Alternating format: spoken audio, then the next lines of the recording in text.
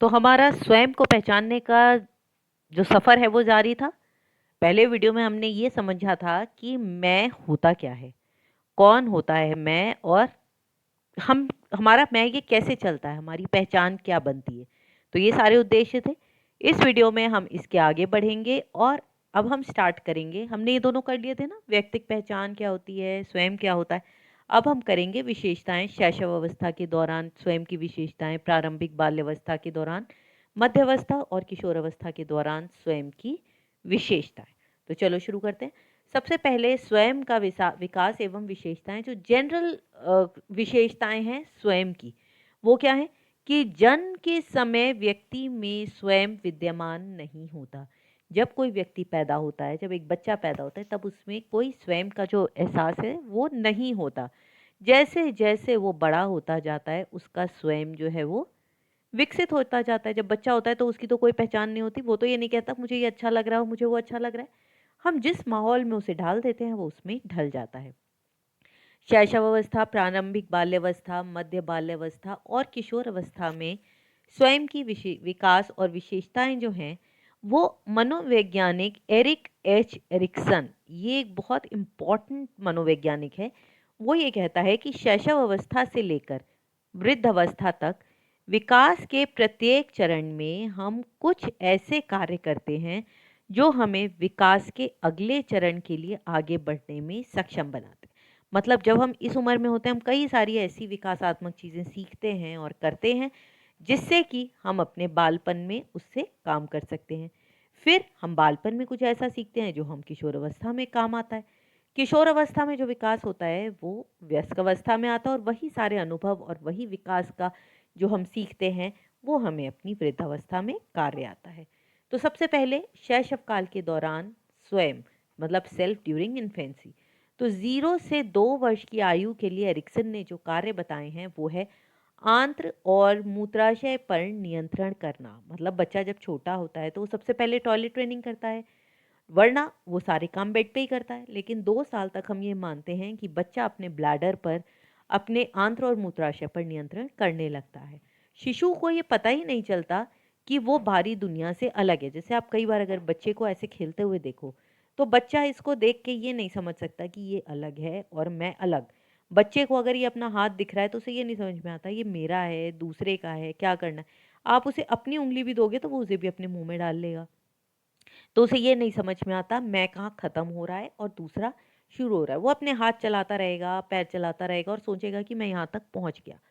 तो उसमें कोई आत्म जागरूकता या उसमें कोई ऐसी समझ नहीं होती जो उसे स्वयं के बारे में बताए। तो इसलिए क्योंकि उसका कोई मानसिक निरूपण या कोई मानसिक चित्रण नहीं होता, वो अपने आप को कुछ समझ नहीं पाता। जैसे देखो, इतना छोटा बच्चा होता है, वो अपना पैर पकड़ता है, कई बार इसे मुँह में ले जाता है। वो ये नहीं समझता कि कहाँ पे ये मेरा पैर है, क्या है? उसके हाथ में जो आता है उसे अपने मुँह में डाल लेगा। शिशु को ये पता नहीं चलता कि ये हाथ उसका है, और वो अपने आपको जो देख रहा है वो चीज़ें से, उनसे और लोगों से अपने आप को अलग नहीं समझ पाता। जब वो 18 महीने का होता है तो उसकी स्वयं की जो भावना है वो धीरे-धीरे विकसित होने लगती है। बच्चा जब शीशे में खुद को देखता है तो वो इस उम्र में पहचानने लगता है। दूसरे वर्ष के उत्तरार्ध में बच्चा अपने व्यक्तिगत सर्वनामों का उपयोग करता है। ये मेरा है, मैं जाऊँगा, मैं खेलूँगा, ये मेरा खिलौना है, ये मेरी मम्मी है, ये मेरी मम्मी की चप्पल है। उसमें इतना आ जाएगा कि गलती से आप उसका कोई सामान या उसकी मम्मी का सामान ले लोगे तो वो खींच के आपसे ले जाएगा। इस समय शशु अपनी तस्वीरों में अब खुद को पहचानने लगता है। शीशे में, फोटो में आप उससे पूछोगे तो वो पहचान लेगा कि वो कौन है। अब हम आते हैं प्रारंभिक बाल्यावस्था, 2 साल से ऊपर। तो 3 साल की उम्र में बच्चा जो है धारा प्रवाह बात कर सकता है, और अब उसे स्वयं को समझने के लिए पहचान पर ही निर्भर नहीं रहना पड़ता कि वो खुद को शीशे में क्या दे रहा है या हम उसको क्या समझ रहे हैं। अब वो शाब्दिक साधनों का प्रयोग कर सकता है, वो अपने बारे में आपको बता सकता है। अब आपको ये सोचना नहीं पड़ेगा कि बच्चा को बोलना अच्छा लग रहा है या नहीं, ये खाना अच्छा लग रहा है या नहीं। बच्चा खुद बोल के बता सकता है मुझे ये अच्छा लगता है और मुझे ये अच्छा नहीं लगता। तो अब देख लेते हैं प्रारंभिक बाल्यावस्था की कुछ मुख्य विशेषताएं। सबसे पहला है कि उसके जो बाह्य विवरण हैं, मतलब जिन चीज़ों को वो एक्सप्लेन करता है, वो जो है दूसरों से खुद को अलग करने के लिए स्वयं या चीज़ों का बाहरी विवरण देता है। जैसे मैं लंबा हूँ, वो बड़ा है, ये घर बड़ा है, तो वो जो है स्वयं संबंधी विवरण जो है दूसरों से कंपेयर करके या तुलना करके नहीं देता। वो ये नहीं कहता कि मैं अपने भाई से बड़ा हूँ या मेरी लंबाई इससे ज़्यादा है या मम्मी-पापा से बड़ी। वो ये कहेगा मैं लंबा हूँ, मैं बड़ा हूँ, मैं करूँगा, मैंने देखा, मैंने खाया, इस तरह से। और उसके जो अपने स्वयं के जो विवरण होते हैं वो सक्रिय होते हैं। मतलब जो वो कर रहा है, इस समय उसके जितने भी विवरण हैं ना, वो सब उसके अपने सेंसेस पर हैं। सेंसेस का मतलब आप समझ रहे हो? सेंसेस मतलब उम, जो हमारी इंद्रियाँ हैं, जो वो देखता है, जो वो करता है, तो उसके जितने भी विवरण हैं, वो सब सक्रिय हैं कि वो क्या कर रहा है। मैं साइकिल चला सकता हूँ, मैं घर बना सकता हूँ, मैं गिनती कर सकता हूँ, वो जो-जो कर सकता है, वो सब उसके विवरण हैं। फिर स्वयं विवरण निश्चित भी करता है, मतलब खुद को उन चीज़ों के संदर्भ में ही प्रकाशित करता है, जो वो देख सकता है, जो वो कर सकता है। जैसे मेरे पास टीवी है, मेरे पास पेंसिल बॉक्स है, मेरे पास स्कूल बैग है, मेरे पास घर है, ये सब वो अपनी चीज़ों के हिसाब से खुद को परिभाषित करता है। और स्वयं का आकलन जो है वो वास्तविकता से अधिक करता है। जैसे वो कहेगा आपसे, मैं कभी नहीं डरता, मैं किसी से नहीं डरता, मुझे सब पता है। तो क्या उसे सब कुछ पता है? क्या उसे सब कुछ आता है? नहीं, लेकिन वो जो है कंपेयर नहीं कर पाता ना कौन-सा ज़्यादा है और कौन-सा कम। तो वो पूरे-पूरे टर्म्स में बात करता है। तो ये कहेगा मैं कभी नहीं डरता, मैं सब जानता हूँ, मैं सबसे बहादुर हूँ। वो इस तरह की बातें करेगा। और जटिल गुणों को वो नहीं समझ सकता। जटिल गुण मतलब कि उसके पास अलग-अलग समय पर अलग-अलग गुण हो सकते हैं, वो ये नहीं समझता। वो ये सोचेगा या तो कोई अच्छा है या बुरा है। उसे ये नहीं समझ में आ सकता कि एक ही व्यक्ति अच्छा भी हो सकता है और बुरा भी। जैसे आप कभी भी कहोगे मम्मी अच्छी है, वो बुरा है। तो वो ये नहीं समझता कि लोग अलग-अलग समय पर अलग-अलग तरह के होते हैं। वो फुल टर्म्स में हर चीज़ उसकी एब्सोल्यूट टर्म्स में ब्लैक एंड व्हाइट होती है। अब वो पहुँचता है मध्य बाल्यावस्था में। अब वो एक तरह से बड़े स्कूल में जाने लगा और बहुत लोगों से मिलने लगा। अब उसकी जो विशेषताओं को जो वो परिभाषित करता है वो है उसकी आंतरिक विशेषता। अभी तक वो बाहरी विशेषताओं को ही परिभाषित करता था। मैं ये कर सकता हूँ, मैं बड़ा हूँ, मैं छोटा हूँ। अब वो अपनी मनोवैज्ञानिक विशेषताएँ भी बताने लगता है। जैसे मैं दोस्त बनाने में अच्छा हूँ, मैं बहुत मेहनत कर सकता हूँ, मैं अपना सारा कार्य समय पर पूरा करता हूँ, मैं टीवी खोल सकता हूँ। वो जो है अपनी जो उसके अंदर की भावना है उसे बता सकता है। मेरे को गुस्सा जल्दी आता है, मेरे को खाना खाना अच्छा लगता है, वो अपनी क्वालिटीज़ बता सकता है। और वर्णन जब वो अपने करता है तो वो सामाजिक संदर्भ और पहचान में करता है। जैसे अभी तक संदर्भ करता था मैं गाना गाता हूँ, मैं हॉकी खेलता हूँ, मैं लूडो खेलता हूँ, लेकिन अब वो ग्रुप्स में बता सकता है कि मैं स्कूल के म्यूज़िक ग्रुप में हिस्सा हूँ, मैं स्कूल के डांस ग्रुप में हूँ, मैं रेड ग्रुप में हूँ, मैं जो जो भी ग्रुप्स होते हैं अपने अपने को ग्रुप्स में पहचान सकता है। फिर अब वो तुलना भी करने लगता है। अभी तक हमने कहा था वो दूसरों से तुलना नहीं करता, वो ये कह सकता था कि मेरे को सब आता है या मैं बहुत तेज़ दौड़ता हूँ, मैं बहुत ज़्यादा खाता हूँ, लेकिन वो कंपेयर नहीं कर सकता था कि मैं उससे तेज़ दौड़ता हूँ या मैं अपने भाई से ज़्यादा खाता हूँ। लेकिन अब वो तुलनात्मक रूप से अपने आप को भिन्न बता सकते हैं, ना कि व्यक्तिगत रूप से। अब वो सोचते हैं कि वो दूसरों की तुलना में क्या कर सकते हैं और क्या नहीं कर सकते। जैसे मैं किरण से तेज़ दौड़ सकता हूँ, मैं राहुल से ज़्यादा खाना खा सकता हूँ, मैं श्रुति को हरा सकता हूँ, तो ये है। और वास्तविक और आदर्श स्वयं में अंतर भी करने लगता है।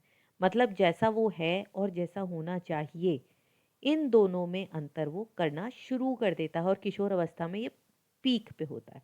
तो वास्तविक क्षमता जो है उसकी उसे पहचान लेता है और जिसे वो चाहता है वो नहीं। हो सकता है वो चाहे कि मैं क्लास में फर्स्ट आ जाऊँ, लेकिन उसे पता है वो क्लास में फर्स्ट नहीं आ सकता, वो कितना कर सकता है। तो अपनी वास्तविक क्षमता को पहचान लेता है और जो उसमें अंतर हैं और जो गुण उसमें हैं और नहीं हैं, उनको भी पहचानता है। जैसे वो ये आपसे कह देगा इस दौड़ में मैं विजेता नहीं बनूँगा, क्योंकि जो किरण है ना, वो मुझसे तेज़ दौड़ती है। या फिर मैं जो ना फर्स्ट नहीं आ सकता क्योंकि श्रुति जो है वो क्लास में हमेशा फर्स्ट आती है। उसका सारा काम तेज़ होता है, वो मुझसे तेज़ लिख सकती है। तो अब वो वास्तविक और आदर्श में फ़र्क समझने लगता है। और अपने जो विवरण हैं उसके वो भी वास्तविक हो जाते हैं। जैसे पूर्व स्कूल बच्चों की तुलना में क्या करता है वो? अपने आप को दूसरों के दृष्टिकोण से देखने की क्षमता रखता है। जैसे जब मैंने काम नहीं किया तो मम्मी उदास हो गईं, जब मैंने मम्मी को सामान नहीं दिया वो उदास हो गई, या मैंने अपनी बहन का कलम तोड़ दिया, उसकी कॉपी फाड़ दी तो वो उदास हो गई, या पापा जब आए तो मैं घर पे नहीं था इससे वो गुस्सा हो गए। तो वो अब दूसरों का जो भावना है, जो दूसरों का दृष्टिकोण है उसे भी समझने लगता है। तो आपने देखा बच्चा जब पैदा हुआ तो कितनी कम चीज़ें वो समझ रहा था। धीरे धीरे वो चीज़ों को सीखता जाता है। और फिर आती है सबसे ज़्यादा समस्या वाला उम्र, जो कि है किशोर अवस्था। किशोर अवस्था में तो समस्याएं हैं, और स्ट्रेस और स्ट्रेन की ही अवस्था ये मानी जाती है। कोई कहता है आप स्मार्ट नहीं हो, अच्छे नहीं हो, और इन चीज़ों का हम पे बहुत ज़्यादा प्रभाव पड़ता है। तो क्या क्या मेजर समस्याएं हैं? दोस्तों का दबाव होता है, बड़ों की तरह व्यवहार नहीं करते हो तुम, और जब बड़ों की तरह व्यवहार करो तो वो कह देंगे क्या छोटे, तुम अभी इतने भी बड़े नहीं हो गए हो, छोटों की तरह बात करा करो। और छोटों की तरह करो तो वो कहेंगे इतने बड़े हो गए हो, तुम्हें समझ नहीं आता। उसके बाद अपनी पहचान बनाने का भी मन होता है, और पहचान क्या है ये समझ नहीं आता। फिर शारीरिक यौन हार्मोनल परिवर्तन तो शरीर में हो ही रहे होते हैं, और बहुत तेजी से हो रहे होते हैं। पारिवारिक और सामाजिक जो अपेक्षाएं हैं वो उल्टी होती है। जैसे मैंने अभी बताया, छोटों की तरफ व्यवहार करो तो बड़ी, और अगर कहो कि ये काम सारा मैं कर लूंगा, अभी इतने बड़े नहीं हो गए हो, तो इससे दुविधा और असहमति आ जाती है, विरोधाभासी भावनाएं होने लगती हैं। हमारी भूमिका क्या है समाज में, कई बार तो यही समझ नहीं आता कि लोग मुझसे चाहते क्या हैं। इसका नतीजा क्या होता है कि लोग कभी ड्रग्स में चले जाते हैं, गलत संगति में पड़ जाते हैं, और ये सब समस्याएं चलती रहती हैं। तो किशोर अवस्था के दौरान स्वयं की समझ और भी अधिक जटिल हो जाती है। एक व्यक्ति अपने बारे में और भी ज़्यादा चीज़ें समझने लगता है। पहचान के विकास के लिए सबसे महत्वपूर्ण समय, और किशोर अवस्था में जो आप अपने बारे में इमेज बनाते हो ना, ज़्यादातर ज़िंदगी भर आपकी वही इमेज चलती है। अभी तक तो हमारी इमेज बदलती जा रही थी, हम कुछ सीख रहे थे, अपने आप को पहचान रहे थे, लेकिन अब ये बनती चली जाती है। और पहचान की जो भावना है वो विकसित होने लगती है, और स्वयं को वो संतोषजनक रूप से दर्शाना चाहता है। एरिक्सन कहता है कि इस समय वो अपने आप को पहचानने भी लगता है, और अपने आप को दूसरों के सामने अच्छे से प्रेजेंट करना चाहता है कि उसका एक इम्प्रेशन अच्छा पड़े। वो स्वयं के विकास पर बहुत अधिक ध्यान देता है, और शीशे के सामने इसीलिए बैठा रहता है, परेशान होता है, और एक पहचान के संकट का भी उसे कई बार सामना करना पड़ता है। अगर वो अपनी पहचान से संतुष्ट है तब तो ठीक है, लेकिन कई बार क्या होता है, वो अपनी पहचान से संतुष्ट नहीं भी होता, और ये एक संकट हो जाता है। अब इसका कारण क्या है? स्वयं को वो समझना चाहता है, क्या हूँ मैं क्या कर सकता हूँ, मैं आगे चल के क्या करूँगा। और अंत किशोर अवस्था तक ज़्यादातर वो अपने स्वयं की पहचान को स्थायी निर्मित कर लेता है, और वो बता देता है मैं ये हूँ, मैं ये बनना चाहता हूँ, मैं ये नहीं कर सकता हूँ। जैसे मैं आर्मी में जाना चाहता हूँ, या मैं नहीं जाना चाहता हूँ, मैं डॉक्टर बन सकता हूँ, नहीं मैं क्लास को टॉप नहीं कर सकता, वो पहचान जाता है। पहचान पर शारीरिक परिवर्तन और बदलती सामाजिक मांगों से वो प्रभावित होता है, और इससे जो जो समाज उससे मांगता है, समाज कहता है तुम मोटे हो, तुम पतले हो, क्या हो, इस सब के बारे में वो, इस सब का प्रभाव उसके ऊपर पड़ता है। तो इसीलिए कोशिश ये होनी चाहिए कि किशोरों का उत्साह बढ़ाया जाए, उनको नेगेटिव ना बोलकर पॉजिटिव चीज़ें बोली जाए।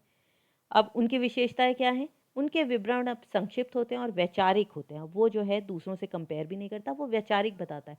वो भौतिक वर्णन कर सकता है, कम जोर, लेकिन व्यक्तित्व के जो अमूर्त और आंतरिक पहलू हैं वो उनको भी बता देता है। जैसे मैं बहुत शांत हूँ, संवेदनशील हूँ, दयालु हूँ, भावुक हूँ, सच्चा हूँ। तो वो अपने जो गुण हैं, उसकी पर्सनालिटी के जो ऐसे गुण हैं जो दूसरे लोग नहीं देख सकते। ये नहीं कि मैं दौड़ सकता हूँ, मैं हल्के दौड़ता हूँ, या मैं उससे तेज़ दौड़ता हूँ, ये नहीं। अपने जो कैरेक्टरिस्टिक्स, जो उसकी पर्सनालिटी को डिस्क्राइब करते हैं, वो बताता है कि, और उसके बाद जो उसको स्वयं की भावना में विरोधाभास भी होता है। अब वो अपनी जटिल जो लक्षण है ना, जो हमने कहा था बच्चे नहीं समझ पाते, वो समझता है। उसे ये लगता है हाँ मैं शांत तो हूँ, लेकिन मैं जल्दी परेशान हो जाता हूँ। कोई ये कहेगा मैं शांत हूँ, लेकिन मैं बातें बहुत करता हूँ, या जब कोई मेरे को धोखा देता है तो मेरे को बहुत गुस्सा आता है। ये सब उसकी भावनाएं होती है। और अपनी भावनाओं में उतार चढ़ाव भी वो पहचानता है। अलग परिस्थितियों में किस तरह के अनुभव करने चाहिए, कैसे अनुभव में वो क्या प्रतिक्रिया दे, और ज़िंदगी के उतार चढ़ाव भी वो देखता है, और समय के साथ इन सब उतार चढ़ावों को वो समझता है।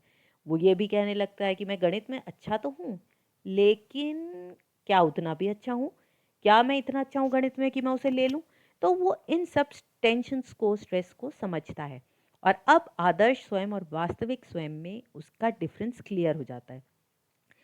उसका जो आदर्श स्वयं है वो अधिक प्रबल हो जाता है। जैसे वो कहेगा कि मेरे को पतला होना है, हीरोइंस को देख के, किसी को हीरो को देखकर मेरे को सिक्स अपनी जो है फिगर चाहिए, कैसी फिगर चाहिए मेरे को, इस तरह से वो अपने आप को डिफाइन करता है। जिम जाने लगता है, खाने पीने में कंट्रोल करता है। तो आदर्श रूप से वो क्या बनना चाहता है, वो वैसा बनना चाहता है। जैसे एक लड़की जो है लंबा होना चाहती है, पर वो है नहीं, तो उसकी आदर्श स्वयं क्या है कि वो लंबा होना चाहती है, पर वो है नहीं। जैसे हमने पिछली फ़ोटो में दिखाया था कि वो फ़ोटो में फिर खुद को जब देखेगी तो उसे लगेगा कि मैं छोटी हूँ। और ये उसकी पहचान ज़िंदगी भर रहेगी कि मैं छोटी हूँ, मैं मोटी हूँ या फिर मैं तो बहुत सुंदर हूँ, मैं बहुत लंबी हूँ। ये उसकी पहचान है। और इसी तरह से वो स्वयं के प्रति जागरूक हो जाता है और स्वयं में मग्न भी रहता है। आप कितनी बार देखोगे वो अपने बाल ही काढ़ रहा है, शीशे के सामने खड़ा है तो खड़ा ही है। उसे हमेशा ये लगता है कि मैं स्टेज पर हूँ, मंच पर हूँ और जो भी आया है वो उसे ही देख रहा है। हर टाइम उसको कोई ना कोई देख रहा है और इसलिए वो अपने आप को लेकर, अपने रूप को लेकर, अपनी पर्सनैलिटी को लेकर बहुत चिंतित और परेशान रहता है। मैं क्या पहने हूँ, मैं कैसी लग रही हूँ, शीशे में देखना, किस तरह से बात करती हूँ, शीशे में देख के बातें करना। तो ये जो चीज़ें हैं, ये डिफ़ाइन करती हैं कि आप आगे चल के अपने बारे में क्या सोचोगे। अगर आप आदर्श और वास्तविक स्वयं में दोनों में तालमेल बिठा पाते हो कि हाँ, लंबा होना तो चाहती हूँ पर नहीं हूँ, मैं जितनी हूँ उतनी ठीक हूँ, तो वो व्यक्ति अपनी एक अच्छी पहचान बना सकता है। तो मुझे उम्मीद है आपको ये सब क्लियर हो गया होगा। अगर अच्छा लगा हो तो मेरे चैनल को सब्सक्राइब ज़रूर करना। ध्यान रखना, अपनी कॉपी और पेन लेके बैठो, अपनी कॉपी में नोट्स बनाओ और सारे नोट्स ऐसे बनाओ कि आपको देखते ही सब कुछ याद आ जाए। अच्छा लगा हो तो थम्स अप ज़रूर देना, अपने फ्रेंड्स के साथ शेयर करो। कोई भी इशू हो, कोई फीडबैक हो तो कमेंट करो। ये कमेंट्स हमारे लिए सबसे मोटिवेटिंग होते हैं और इसको प्रेस करना बिल्कुल मत भूलना ताकि मेरे सारे क्लास 11th के वीडियोस आप तक टाइम से पहुंच जाएं। See you in the next video with the last part of this lesson. Good bye.